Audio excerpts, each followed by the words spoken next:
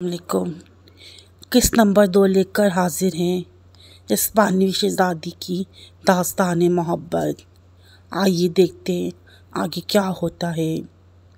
سہیلیوں، یہ بتاؤ کہ کبھی سایہ بھی انسان سے جدا ہوا ہے؟ کیا تم پھول سے خوشبو کو چھین سکتی ہو؟ کیا تم بجلی سے چمک دور کر سکتی ہو؟ میں نے اپنا دل جسے دے دیا۔ میں نے کئی راتیں اپنی محبت پر غور کرنے پر بسر کی ہیں، اور میں اس فیصلے پر پہنچی ہوں کہ میں کسی طرح بھی رفاقتیوں کے بغیر زندہ نہیں رہ سکتی۔ تمہارے خاطر میں یہ کر سکتی ہوں کہ اس سے شادی نہ کروں، لیکن پھر بھی میں دنیا میں کسی اور انسان سے شادی نہ کروں گی۔ اور محبت کا معاملہ ہی جدا ہے۔ میرے دل میں کسی دوسرے کی محبت کا خیال آتا اتنا ہی ناممکن ہے جتنا چاند کے پاس تاریکی کا پہنچنا۔ میری پیاری فاختہ اور رفاقتیوں کا درجہ دنیا کے بڑے بڑے بادشاہوں سے زیادہ بلند ہے۔ اس کا قصور صرف اتنا ہے کہ وہ غریب والدین کے گھر پیدا ہوا، لیکن اس کا دل، اس کی روح اور اس کے خیالات شہنشاہوں سے بھی زیادہ کہیں بلند و لطیف تر ہیں۔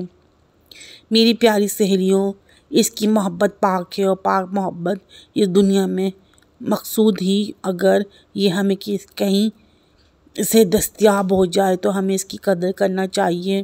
دیکھو، میں اسے 1000 مرتبہ بلا چکی ہوں کہ وہ آ کر مجھ سے ملے، لیکن وہ دور ہی رہے سے محبت کرنا چاہتا ہے۔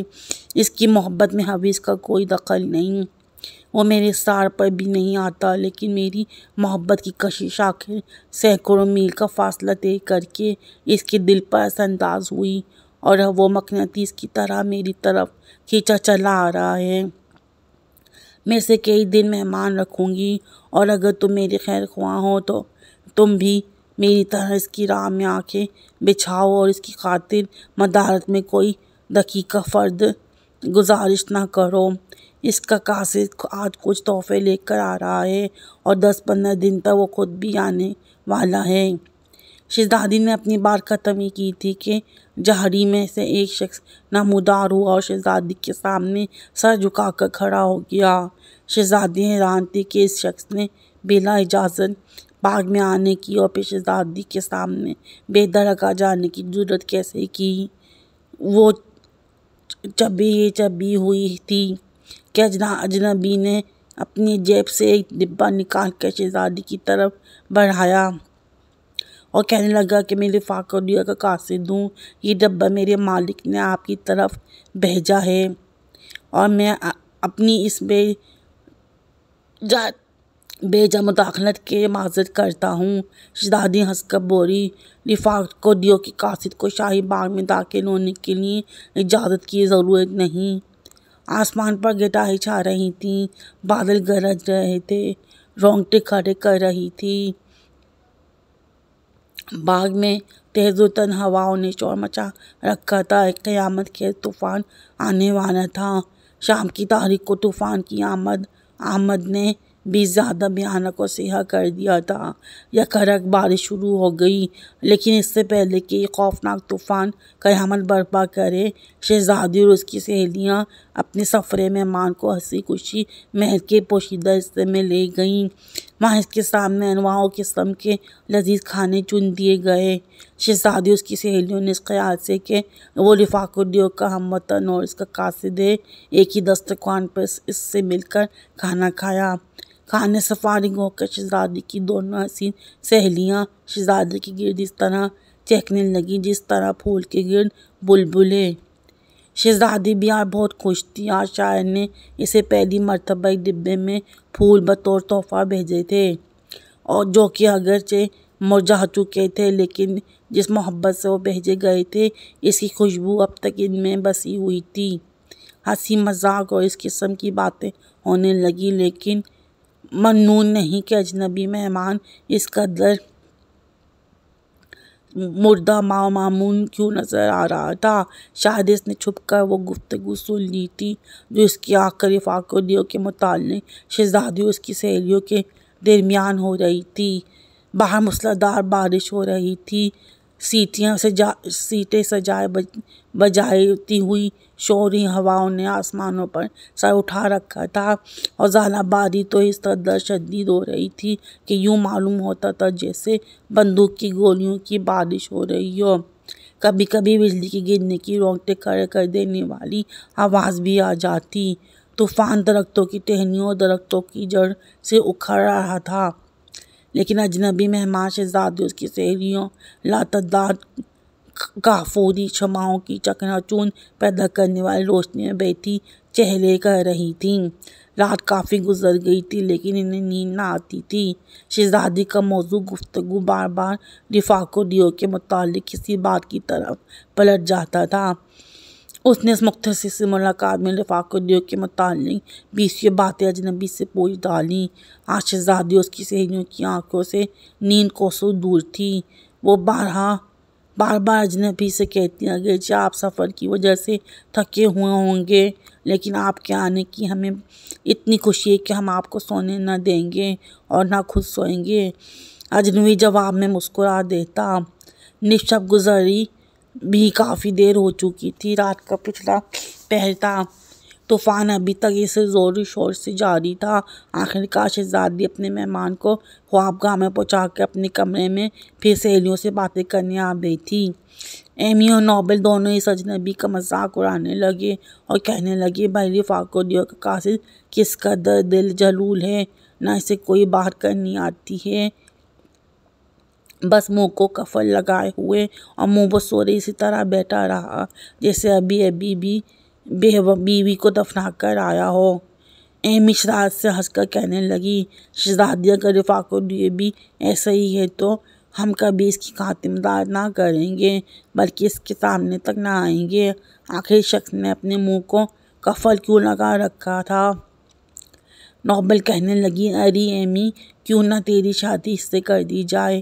ایمی بولی، اس سے شادی کرنے سے تو میں بیسے کی دلہن بن جانا زیادہ اچھا ہے۔ بہن، میرا دولہا تو کبھی ایسی شکل کا نہیں ہو سکتا۔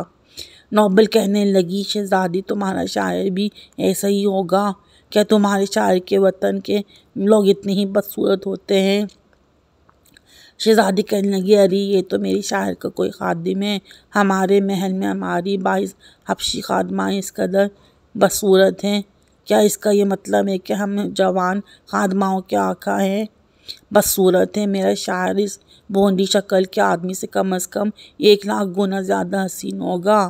میرا دل کہتا ہے کہ کوئی بدصورت شاعر اتنی اچھی نظم نہیں لکھ سکتا، نہ اس کے خیالات ایسے اچھے ہو سکتے ہیں، نہ اس کے خطوط اتنے اچھے ہو سکتے ہیں کہ کوئی شہزادی انہیں 100 بار پڑھنے میں مجبور ہو جائے۔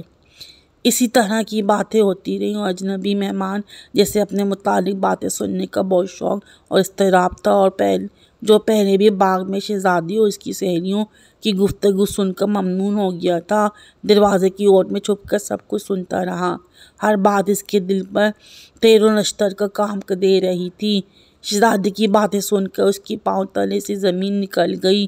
اپنے متعلق شہزادی اور اس کی سہیلیوں کی رائے سن کر یہ شاعر جو قاصد بن کر اپنی محبوبہ کی بارگاہ میں حاضر ہوا تھا، دیوانہ سا ہو گیا۔ اسے یوں معلوم ہوا جیسے محبت کا رفیع الشان قصر دم سے زمین پر آ گرا۔ اپنے دل کا چکنا چور ہونے کی آواز اس نے خود سنی، اور اس نے اپنے آپ کو غم کے سمندر میں ڈوبتا ہوا محسوس کیا۔